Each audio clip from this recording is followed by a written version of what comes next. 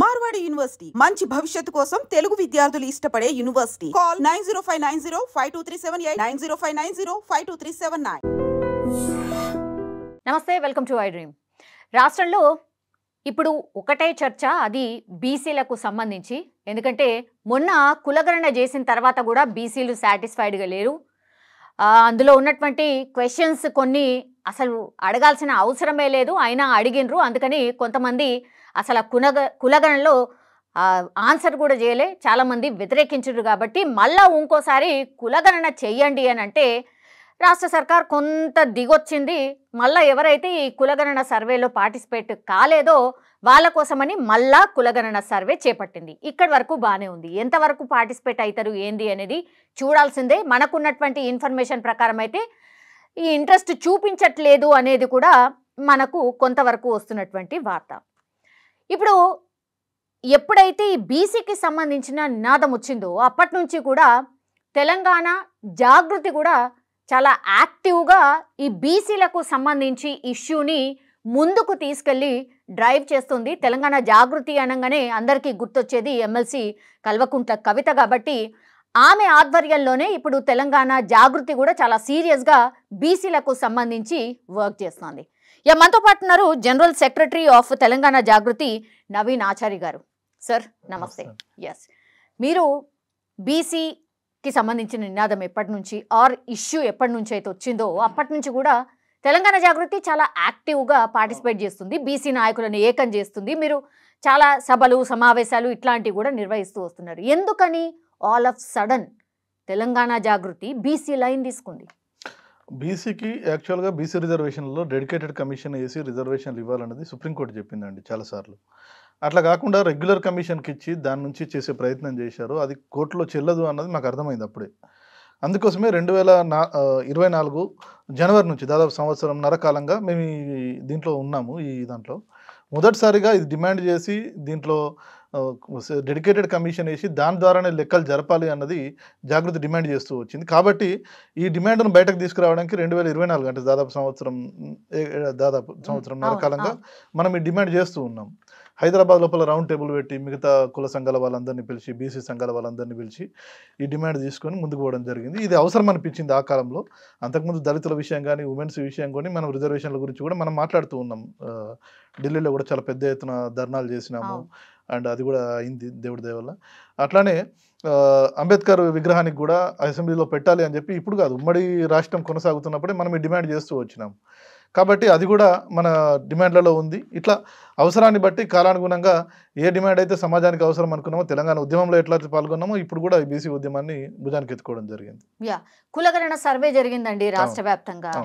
కులగణన సర్వే సరిగ్గా జరిగిందా జరగలేదా? మీ ఒపీనియన్ ఏంటి? ఆ లెక్కలు కరెక్ట్గా ఉన్నాయా లేవా? కులగణనలో జరిగిన మాకు ప్రధానంగా అనిపించిన లోపం ఏంటంటే ఫస్ట్ నుంచి కూడా మాకు కొన్ని అనుమానాలు ఉన్నాయి. ఎన్యూమరేటర్స్కు ప్రాపర్గా ట్రైన్ చేయలేదు, ఎన్యూమరేటర్స్ క్వాలిఫికేషన్ల మీద అనుమానాలు ఉన్నాయి, క్వశ్చనేర్ మీద అనుమానాలు ఉన్నాయి. క్వశ్చనేర్లో అయితే వాళ్ళు ఒక కులం మీ కులం అడిగినప్పుడు ఇవ్వాల్సిన ఆప్షన్స్ ఏదైతే సెలెక్ట్ చేసుకుంటారో దాంట్లో కొన్ని లోపాలు మాకు కనిపించినాయి. ఇవన్నీ కూడా మేము డెడికేటెడ్ కమిషన్కు చెప్పడం జరిగింది. సమగ్రమైన రిపోర్టు విచారణ అన్ని కుల సంఘాల నుంచి తీసుకొని కూడా మనం ఇవ్వడం జరిగింది. ఈ జరుగుతున్న క్రమం లోపల మనం వాళ్ళకి ఇవ్వడము, వాళ్ళు కొన్ని మార్పులు చేశారు, కానీ అప్పటికే చాలా పెద్ద ఎత్తున కులగణన క్షేత్రస్థాయిలో జరిగి ఉన్నది. కాబట్టి మార్పులను అవన్నింటినీ కూడా తీసుకొని ముందుకు వెళ్తున్న క్రమం లోపల ఏవైతే మాకు తప్పులు అనిపించినాయో అవిటిని కూడా కమిషన్ దృష్టికి తీసుకెళ్ళడం జరిగింది. ఇవాళ మనం కూడా రిజల్ట్ కూడా చూస్తున్నాం. చాలామంది జరిగింది ఏంటంటే బీసీల జనాభా తగ్గుతూ వస్తున్నట్టు కనబడుతూ ఉన్నది. బీసీల జనాభా తగ్గుతూ వస్తున్నట్టు కనబడుతున్నది. అంటే 2011లో జరిగిన లాస్ట్ ఏదైతే జనాభా లెక్కలు జరిగినాయో దాని నుంచి ఇప్పటికీ జనం పెరుగుతూ వస్తున్నారు, కానీ బీసీల సంఖ్య మాత్రం తగ్గుతూ ఉన్నది. బీసీల పర్సెంటేజ్ తగ్గుతూ ఉన్నది. బీసీల పర్సెంటేజ్ మిగతా సమాజానికి అనుగుణంగా ఉండాలి, లేదా కొంత తేడాతో ఉండాలి. ఒక డ్రాస్టిక్ చేంజ్ అన్నది ఎట్లా వచ్చింది అన్నది ఇవాళ మనం అడుగుతున్నటువంటి ప్రశ్న. గతంలో ఏ సర్వేలు చేసినా కూడా, ఈవెన్ నేషనల్ శాంపుల్ సర్వేలో కూడా కులగణనతో పాటుగా నేషనల్ శాంపుల్ సర్వేలు అప్పుడప్పుడు తీసుకుంటారు కదా సమాజం అవగాహన చేసుకోవడానికి. దాంట్లో జరిగింది కూడా ఏంటంటే ఎప్పుడు కూడా 52%కు తక్కువ ఎప్పుడు రాలేదు, కానీ ఈసారి 46% రావడం అన్నది, అది మిగతా కులాలది కొన్ని పెరగడం అన్నది అనుమానాలకు తావిస్తున్నది. ఇంకా సమగ్రంగా చేయాల్సి ఉండే అన్నది మనం చూస్తూ ఉన్నాం. దానికి ఇంకొకటి అనుబంధమైన సమాధానం ఏమిటంటే ఈ కులగణన జరుగుతున్న క్రమంలో వచ్చిన వార్తలు కూడా చాలా డిస్టర్బ్ చేసినాయి. ఎట్లా అంటే లైక్ చాలా మంది పాల్గొనట్లేదని, చాలా మంది క్వశ్చన్లు ఈ ప్రభుత్వం చేస్తున్నటువంటి పథకాలు అమలు చేయకపోవడం కానీ, మహాలక్ష్మి కానీ, ఇంకోటి కానీ ఆ ఫెయిల్యూర్స్ అన్నింటినీ కూడా ప్రజలు ఈ ఎన్యూమరేటర్స్ మీద కోపం తీయడం జరిగింది. పోయిన వారిని గట్టిగా ప్రశ్నించడంతో ఎన్యూమరేటర్స్ కూడా చాలా చోట్ల ఇళ్లలోకి వెళ్లకుండానే రాయడం జరిగింది. చాలా మంది మా ఇంటికి రాలేదని ప్రతి దగ్గర అంటూ ఉన్నారు. ఆ ప్రశ్నలు చాలా దగ్గర నుంచి వస్తున్నాయి. మీరు ఇప్పుడు మన చుట్టూ ఉన్న మీ ఆఫీస్లో చూసినా కూడా చాలా మంది మా ఇంటికి రాలేదు అని చెప్తున్నారు. సిటీలో 30% జనాభా అసలు ఇయ్యలేదు అని అంటున్నారు. కరెక్టేనా? మీరు నమ్ముతున్నారా? అవును. వీళ్ళందరూ చాలా సార్లు జరిగిన లోపం ఏమిటంటే వీళ్ళు ఫస్ట్ హాఫ్ డే మాత్రమే చేయడము. ఎన్యూమరేటర్స్ వీళ్ళు ప్లానింగ్ కమిషన్ కి ఇచ్చారు. ప్లానింగ్ కమిషన్ వాళ్ళు హాఫ్ డే చేయడము, వాళ్ళు మిగతా డిపార్ట్మెంట్ ఎంగేజ్ చేసుకున్నప్పటికీ కూడా చాలా అసమగ్రంగా జరిగింది, అసంపూర్తిగా జరిగింది. అది టైం కూడా కరెక్ట్ టైంలో కాదు. ఎవరైతే ప్రజలు ఇళ్ళ దగ్గర ఉంటారో ఆ టైంలో వీళ్ళు వెళ్ళలేదు. చాలా మంది అంతా కూలీ నాలి చేసుకుని బతికే వాళ్ళే కదా. వీళ్ళ ఒపీనియన్ తీసుకోకుండా నువ్వు ఇంట్లో టైంకు మధ్యాహ్నం కాలక్షేపం చేస్తున్న వాళ్ళ దగ్గరికి వెళ్ళి తీసుకోవడం అన్నది కుదరలేదు. అది చాలా వరకు తప్పులుగా సమాచారం వచ్చింది. గతంలో బీఆర్ఎస్ ప్రభుత్వంలో ఒకే ఒక రోజు చేసిండ్రండి ఇట్లాంటి సర్వే. అప్పుడు అన్ని లెక్కలు సరిగ్గా వచ్చినాయా? ఇప్పుడు 50 రోజులు చేస్తే కూడా ఇది తప్పు లెక్క అని ఎట్లా అంటారు అనేది కూడా కాంగ్రెస్ సర్కార్ క్వశ్చన్ చేస్తుంది. నేను చెప్తాను, 50 రోజులు చేసినా, ఎన్ని రోజులు చేసినా, ఆ రోజు ఒక్కరోజు జరిగినా కూడా ఒక్కరోజు కూడా మొత్తం అన్ని బంద్, ప్రతిదీ బంద్. ఏ ఆఫీస్ పని చేయలేదు, ఏ వర్క్ ఎస్టాబ్లిష్మెంట్ పని చేయలేదు. అందరూ కూడా వాళ్ళ ఊర్లోకి వెళ్ళారు. వీళ్ళు మాత్రమే, హైదరాబాద్లో ఉన్న వాళ్ళు మాత్రమే కాదు, బొంబాయిలో ఉన్న వాళ్ళు, పూణేలో ఉన్న వాళ్ళు, సూరత్లో ఉన్న వాళ్ళు, వేరే దేశాల నుంచి వచ్చారు. ఇక్కడ ఇల్లు కూలిపోతే టెంట్ వేసుకొని అక్కడ ఉండి లెక్కలకు సమాచారం ఇచ్చి వెళ్ళినట్టు మన వార్తల్లో చూసినాం. అంత సమగ్రంగా జరిగింది. ఆ రోజు ఎవరు మిస్ అయ్యే ప్రశ్నే లేదు. ఈరోజు జరిగింది ఏంటంటే ప్రతిరోజు పొద్దున ఒక హాఫ్ అన్ అవర్ లేదా గంట, ఈవినింగ్ ఒక గంట ఇట్లా తీసుకుంటే ఇది చాలాసార్లు ప్రజల లైట్ తీసుకున్నారు. అండ్ ఎన్యూమరేటర్స్ ప్రధానంగా బాధ్యతగా తీసుకుని దాన్ని కంప్లీట్ చేయలేదు. ప్రజలు ఉండే సమయంలో వీళ్ళు వెళ్ళలేదు అన్నది మా అభ్యంతరం. ఇప్పుడు ఒక్క రోజులో చేసిన సర్వేల ఆ లెక్కలు ఏవైతే వచ్చినాయో అసలు ఎన్నడన్నా క్యాబినెట్లో పెట్టినరా, లేకపోతే పబ్లిక్ డొమైన్లో పెట్టిందా రాష్ట్ర సర్కార్? అప్పటి రాష్ట్ర సర్కార్ అనేది ఇంకో క్వశ్చన్ వస్తుంది. మేము పబ్లిక్ డొమైన్లో పెడుతున్నాం, అన్ని ట్రాన్స్పరెంట్గా పెట్టినా కూడా ఈ తప్పుడు ప్రచారాలు ఎక్కువ చేస్తున్నారు అనేది కాంగ్రెస్ వాదన. మర్రి చెన్నారెడ్డి మానవ వనరుల దాంట్లో వెబ్సైట్లో పెట్టడం జరిగింది, అది ప్రభుత్వందే కదా. దాంట్లో పూర్తి డేటా పెట్టడం జరిగింది. ఆ లెక్కలనే మొన్న కేటీఆర్ గారు కూడా మాట్లాడడం జరిగింది. సరే, రాజకీయాలు పక్కన పెడితే ఇప్పుడు ఏదైతే 52%గా అప్పుడు బీసీల జనాభా వచ్చిందో దాన్ని ఇప్పుడు అదే పర్సెంటేజ్ రావాలి, దానికి కొంచెం అటు ఇటుగా రావాలి. కానీ 46 అంటే దాదాపు 8% తక్కువ రావడం అన్నది బీసీలు ఎవరు కూడా ఒప్పుకోని ప్రశ్న. జాగృతి కూడా దాన్ని ఒప్పుకోదు. ఇప్పుడు 42% రిజర్వేషన్ ఇస్తాము అనేసి కామారెడ్డి డిక్లరేషన్లో యాక్చువల్లీ కాంగ్రెస్ పార్టీ ఒక ప్రామిస్ చేసింది స్థానిక సంస్థల ఎన్నికల్లో అనుకోండి. అది అమలు కావాలంటే ఇప్పుడు అతిపెద్ద క్వశ్చన్ ఏంటంటే 50% దాటద్దు రిజర్వేషన్లు అనేది అందరికి తెలిసిన ముచ్చట్నే. అప్పుడు గతంలో 42% ఇస్తాము అని అంటే మరి దాన్ని నమ్మి ఓట్లు వేసిండ్రు అంటారా, లేకపోతే బీఆర్ఎస్ మీద వ్యతిరేకత వచ్చి ఓట్లు వేసిండ్రు అంటారా? బీసీలు ఎట్లా ఎవరిని నమ్మి ఓట్లు వేసిండ్రు అంటారు? మరి 42 నిజంగా బీఆర్ఎస్ మీదనే వ్యతిరేకత ఉండి ఓట్లు వేసే పరిస్థితి వస్తే 42% వీళ్ళు ఎందుకు హామీ ఇవ్వాలి? ఇచ్చే పరిస్థితి, ఇచ్చే అవసరం కాంగ్రెస్కు రాదు కదా. ఇన్నేళ్ల నుంచి కాంగ్రెస్ ఎందుకు చేయలేదు? ఇప్పుడు ఎందుకు అది తలకెత్తుకున్నారు? ఇప్పుడు ఎందుకు పెద్ద పెద్ద నాయకుల్ని ఢిల్లీ నుంచి తీసుకొచ్చి ప్రచారం చేయించారు? ఎందుకు హామీ ఇప్పించారు? 42% ఇవ్వడం అసాధ్యమేం కాదు. ఎందుకంటే షెడ్యూల్ 9లో పెడితే నువ్వు ఆల్రెడీ అక్కడ 50% దాటొచ్చు. గతంలో చెప్పింది ఏంటంటే, కోర్టులు చెప్పింది ఏంటంటే ట్రిపుల్ టెస్ట్ను ఫాలో కమ్మన్నారు. ట్రిపుల్ టెస్ట్ అంటే ఏంటి? నిమ్మక జయరాజ్ కానీ మిగతా కేసుల్లో కానీ ట్రిపుల్ టెస్ట్ను ఫాలో కమ్మన్నారు. అంటే లైక్ ఒక డెడికేటెడ్ కమిషన్ ఉండాలి, కులగణన చేయాలి, కులగణనలో వీళ్ళ వెనుకబాటును గుర్తించాలి, అండ్ ఓవరాల్గా 50% దాటొద్దు అన్నది వాళ్ళు ఇన్ని రోజులు చెప్తున్న అంశం. 50% దాటొచ్చు అన్నది మనకు కర్ణాటక అనుభవం, మన తమిళనాడు అనుభవం చెప్తూ ఉన్నది. షెడ్యూల్ 9లో కనుక ఒకసారి చేరిస్తే 50% దాటి కూడా రిజర్వేషన్స్ ఇచ్చుకోవచ్చు. అది కోర్టు పరిధిలోకి రాని అంశమే చట్టం అయిపోతుంది. కాబట్టి షెడ్యూల్ 9లో తమిళనాడులో జరిగింది, మన తెలంగాణలో కూడా జరిగే అవకాశం ఉందా లేదా? ఎందుకంటే ఇదంతా కూడా మళ్ళీ కేంద్రానికి పోవాలా, కేంద్రం సరి చేయాలా, మళ్ళీ అదంతా కూడా మళ్ళీ ఈడికి రావాలా. కేంద్రం ఎంతవరకు సహకరించే అవకాశం ఒకటి, తర్వాత ఇక్కడున్న మిగతా పార్టీలు కూడా ఎంతవరకు సహకరిస్తాయి? బీఆర్ఎస్ అనుకోండి, బీజేపీ అనుకోండి, ఎంతవరకు సహకరిస్తాయి అనుకుంటున్నారు? బీసీ సాధికారత కోసం ఖచ్చితంగా అన్ని పార్టీలు కలిసి రావాల్సిందే. బీఆర్ఎస్ కూడా సహకరిస్తుంది, మిగతా పార్టీలు కూడా రావనుకోండి. తెలంగాణ జాగృతి మీ యాక్షన్ ప్లాన్ ఏంటి? ఎట్లా ఒత్తిడి తెస్తారు? మేము ఉద్యమాలు చేస్తాము, బలమైన ఉద్యమాలు తీసుకొస్తాము, అన్ని పార్టీలను కూడా జవాబుదారీతనంగా మేము నిలబెడతాము. అండ్ ఏదైతే బీసీలకు హామీ ఇచ్చిండ్రో బీసీల జనాభాకు అనుగుణంగా ఇమ్మని మాత్రమే మనం అడుగుతున్నాం. ఈ రోజు కూడా చట్టసభలలో మనం బీసీల పర్సెంటేజ్ చూసుకుంటే ఎక్కడ కూడా 20-25 దాటలేదు. కానీ బీసీల జనాభా మొత్తం సమాజం లోపల 50% కన్నా ఎక్కువ ఉన్నది. అదే ఉద్యోగులు కేంద్ర ప్రభుత్వ ఉద్యోగుల్లో చూసుకుంటే 6-7% మాత్రమే ఉన్నది. ఇంత రిజర్వేషన్ ఏమో 27 ఇస్తున్నాము అని చెప్పుకుంటున్నాము, కానీ రియాలిటీకి వచ్చి ఈ రోజు ఉన్న ఉద్యోగులను మనం లెక్కలు తీస్తే 6-7% కన్నా ఎక్కువ లేరు. గ్రూప్ ఏ ఉద్యోగులు ఏదైతే క్లాస్ ఏ ఉద్యోగులు ఉన్నారో కేంద్ర ప్రభుత్వం 5.57 మాత్రమే ఉన్నారు. అంటే ఇంత దుర్మార్గంగా అంటే ఈ సమాజానికి రిప్రజెంట్ చేయాలి కదా ప్రభుత్వ ఉద్యోగులు అన్నప్పుడు. మనం రిజర్వేషన్లు పెట్టి కూడా రక్షణ కల్పించినా అది అమలు కావట్లేదు అంటే ఖచ్చితంగా రిజర్వేషన్లను పునఃసమీక్ష చేసుకోవాల్సినటువంటి అవసరం ఉన్నది. దాని సమగ్ర అమలు కోసం కూడా కష్టపడాల్సిన అవసరం ఉన్నది. జాగృతి దానికోసం ఉద్యమాలు చేస్తే రాజకీయ పార్టీలు అన్ని కూడా కలిసి రావాల్సిందే, వాళ్ళకి వేరే ఆప్షన్ లేదు. ఎవరి మీద తేవాలి ఇప్పుడు ఒత్తిడి? ఎవరి మీద తేవాలి? ఒత్తిడి కాంగ్రెస్ ఖచ్చితంగా పార్టీ అయితే మేము చేస్తున్నాం అని చెప్తున్నది, చేస్తుంది, పంపిస్తుంది, ఇక్కడ చేసి పంపిస్తుంది. ఒత్తిడి తేవాల్సింది ఇక్కడ ఉన్నటువంటి బీజేపీ పార్టీల మీద. బీజేపీ మీద పోరాటం చేయబోతుందా తెలంగాణ జాగృతి? ఎట్లా? బీజేపీ అయినా కాంగ్రెస్ అయినా మా పోరాటం పాలకుల మీద. రిజర్వేషన్లు అమలయ్యేదాకా అది న్యాయమైన డిమాండ్ కాబట్టి, సమాజానికి అవసరమైన డిమాండ్ కాబట్టి, వెనుకబడ్డ వర్గాల కోసం కాబట్టి ఇక్కడ కాంగ్రెస్ అయినా అక్కడ బీజేపీ అయినా ఖచ్చితంగా దానికి జవాబు చెప్పి తీరాలి.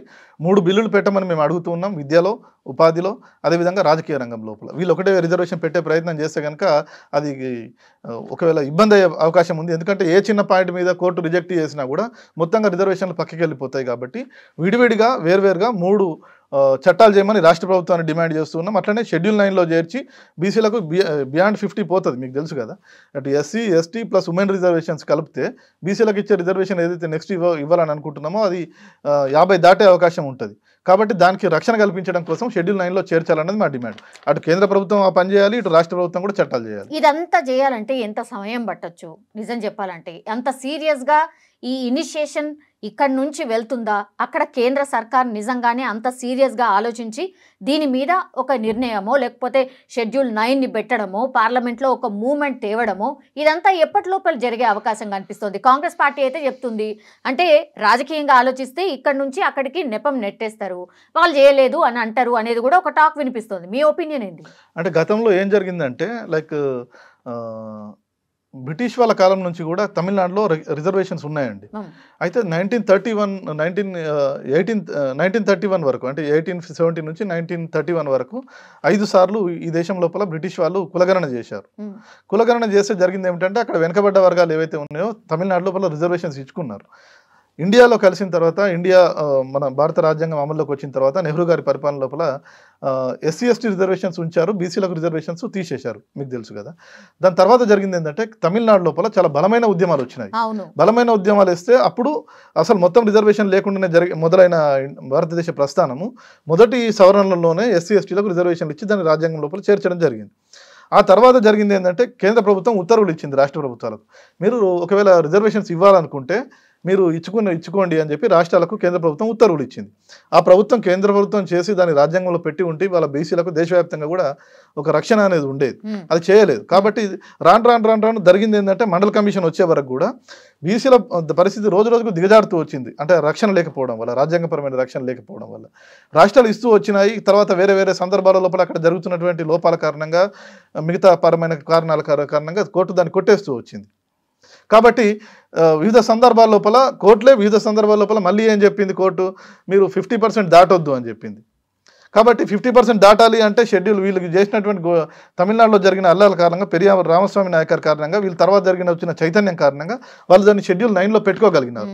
మిగతా దేశం లోపల ఈ పరిస్థితి లేదు. కాబట్టి మిగతా దేశం లోపల కూడా రిజర్వేషన్ రావాలంటే కులగణన చేయాలి. కులగణన చేయడం మాత్రమే కాదు, వాళ్ళ వెనకబడితనాన్ని గుర్తించాలి అని చెప్పి కోర్టు తర్వాత కూడా చెప్పింది. ఎందుకంటే బీహార్ కులగణనలో ఈ విషయాన్ని చెప్పింది. అంటే మీరు లెక్కలు తీసుకొని ఇంత పర్సెంట్ ఉన్నారు కానీ ఈ పర్సెంట్ ఇక్కడ లేరు అన్నది చెప్పడం మాత్రం కాదు, వీళ్ళు వెనకబడి ఉన్నారని కూడా నువ్వు నిరూపించాలి. వాళ్ళ వెనకబడతానని నువ్వు తీసుకోవాలి. విద్యా రిజర్వేషన్ మీరు ఇద్దామనుకుంటున్నారు, 50% రిజర్వేషన్ ఉంది కాబట్టి 50% రిజర్వేషన్ ఇస్తా అంటే చెల్లదు. 50% వీళ్ళు వెనకబడి ఉన్నారు విద్య లోపల, ప్రతి వివిధ ఇన్స్టిట్యూషన్ లోపల అన్నది మీరు ఎస్టాబ్లిష్ చేయాలి. అది చెప్తూ వచ్చింది కోర్టు. దానికి అనుగుణంగా కులగణన చేయాల్సిన అవసరం వచ్చింది. ఇది చారిత్రాత్మకమైనటువంటి సందర్భం. ఎందుకంటే కోర్టు తీర్పులు వచ్చినాయి కాబట్టి వీళ్ళు ప్రభుత్వాలు కదిలినాయి చివరికి. కాబట్టి దీన్ని 3 బిల్లులు చేయమని మేము ఇక్కడ రాష్ట్ర ప్రభుత్వాన్ని డిమాండ్ చేస్తున్నాం. కేంద్రం కూడా షెడ్యూల్ 9లో చేర్చాల్సిన అవసరం ఉంది కాబట్టి కేంద్రం దగ్గరికి ఇక్కడ నుంచి అఖిలపక్షం తీసుకెళ్లి గట్టిగా ప్రెజర్ చేయాల్సిన అవసరం ఉన్నది. అక్కడ షెడ్యూల్ 9లో పెట్టి ఇక్కడ 3 చట్టాలు చేస్తే కనుక దీనికి రాజ్యాంగపరమైనటువంటి రక్షణ వచ్చినట్టు. అసలు అక్కడ కేంద్రంలో కులగణన చేసుడే ఇష్టం లేదు. 2011లో చేశారు, అదే చెప్పేది. 2011లో వీళ్ళు చేశారు. 2011లో కేంద్ర ప్రభుత్వం కులగణన చేసింది. చేసింది కానీ ఆ వివరాలను బయట పెట్టలేదు. Yes, exactly ఎందుకు కదా. పెట్టలేదు అంటే ఎందుకు? వాళ్ళు ఏం రీజన్ చెప్తారు అంటే ఇది అంతకుముందు ఉన్నటువంటి జనాభా లెక్కల చట్టానికి అనుగుణంగా లేదు అని. ఎందుకు అనుగుణంగా లేదు అంటే అప్పుడు కులం అనేది ఒక సమాచార సేకరణ అంశంగా లేదు అని.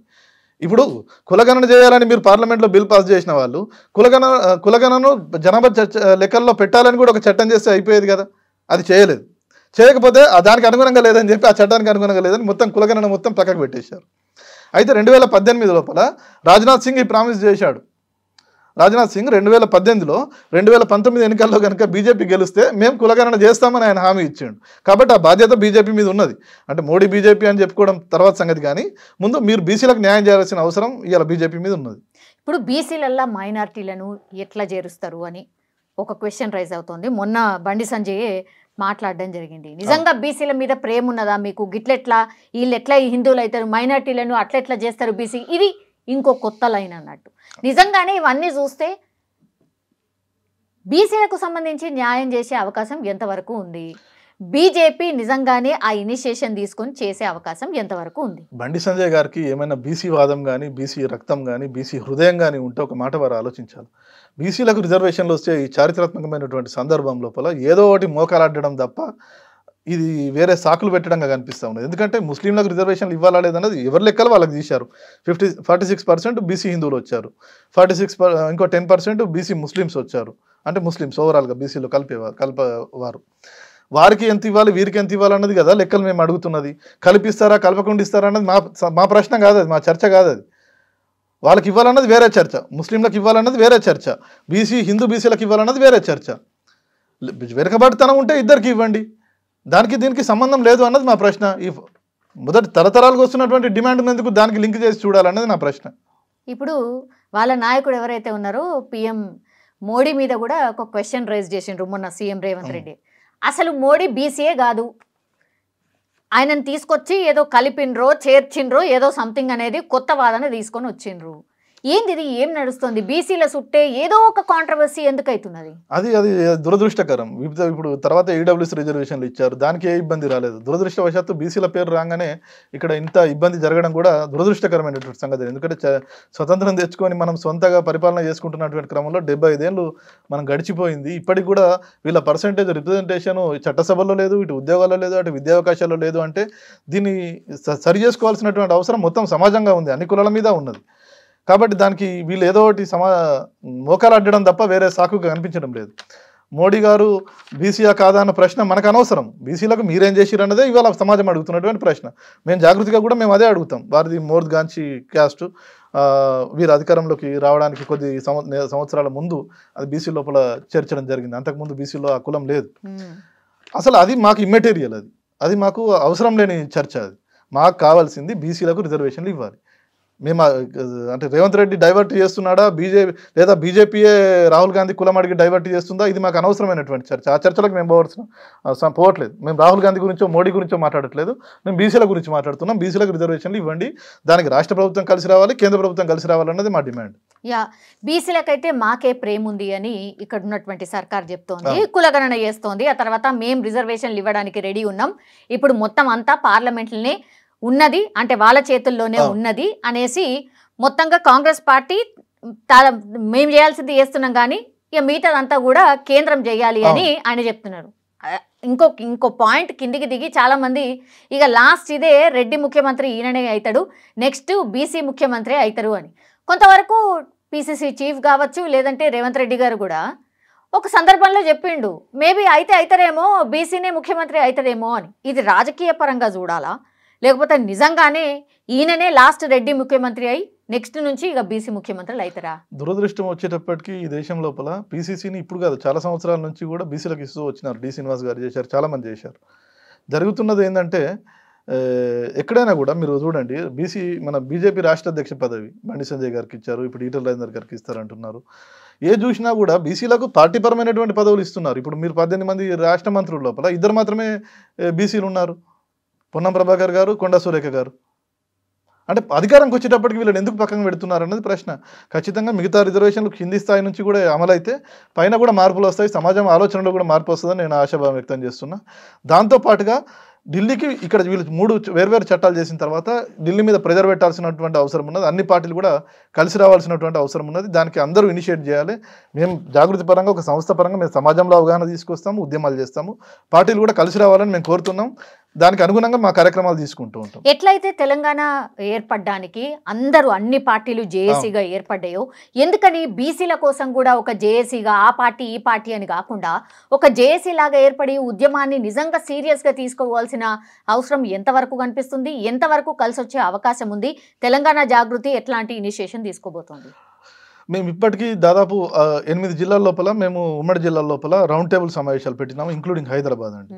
అక్కడ అన్ని బీసీ సంఘాలను పిలుస్తూ వచ్చినాము. చాలా మంది కుల సంఘాలు కూడా పార్టిసిపేట్ చేసినాయి, వాళ్ళ వాయిస్ వినిపిస్తూ వచ్చినాము. బీసీ లోపల చాలా పెద్ద ఎత్తున చైతన్యం వచ్చింది. ఈ గడిచిన ఈ 2-3 సంవత్సరాల లోపల చాలా పెద్ద ఎత్తున చైతన్యం వచ్చింది. ఇది ఎందుకు వచ్చిందంటే ఉన్న రిజర్వేషన్లను కూడా తీసేసే కుట్రలు ఏవైతే జరుగుతున్నాయో, అంటే 50% దాటుతుందని సాకుతోనో ఇంకో సాకుతోనో కులగణన చేయాల్సిన అవసరం ఏర్పడ్డది. ఎందుకంటే గతం లోపల బీసీ రిజర్వేషన్లు అతి కష్టం మీద దాదాపు 40 ఏళ్ల తర్వాత బీసీ రిజర్వేషన్ మనం సాధించుకోవడం జరిగింది. ఆ సాధించుకున్న దాన్ని కూడా తర్వాత 50% దాటుతుందనే కారణంతో కోర్టులు కొట్టేస్తూ వచ్చినాయి. కాబట్టి కులగణన చేయకుండా మీరు ఎట్లా ఇస్తారని అడుగుతున్నారు. మిగతా వాళ్ళకి ఎట్లా జరిగింది అట్లానే బీసీలకు కూడా ఇవ్వండి అని మనం అడుగుతున్నాం. అది చేయకుండా ఏదైతే పక్కన పెడుతూ ఉన్నారో ఈ కుట్ర నుంచి బీసీలు ఇప్పుడిప్పుడే తేరుకొని ఉద్యమాలలోకి వచ్చినారు. అన్ని బీసీ ఈవెన్ గ్రామ మండల స్థాయిలో కూడా బీసీ సంఘాలు ఇవాళ చాలా చైతన్యంతో పనిచేస్తూ ఉన్నాయి. కాబట్టి ఖచ్చితంగా బీసీ సంఘాలు అందరూ కూడా కలిసి పనిచేయాల్సినటువంటి అవసరం ఉన్నది. బీసీ సంఘాలతో పాటుగా బీసీ డిమాండ్కు సంపూర్ణమైనటువంటి మద్దతు ఇస్తున్నటువంటి మాలాంటి సామాజిక సంస్థలు కూడా కలిసి రావడానికి మేము సిద్ధంగా ఉన్నాం. కేంద్ర రాష్ట్ర ప్రభుత్వాల మీద ప్రెజర్ చేసి ఖచ్చితంగా దీన్ని సాధించుకోవాల్సినటువంటి అవసరం అయితే ఉన్నది.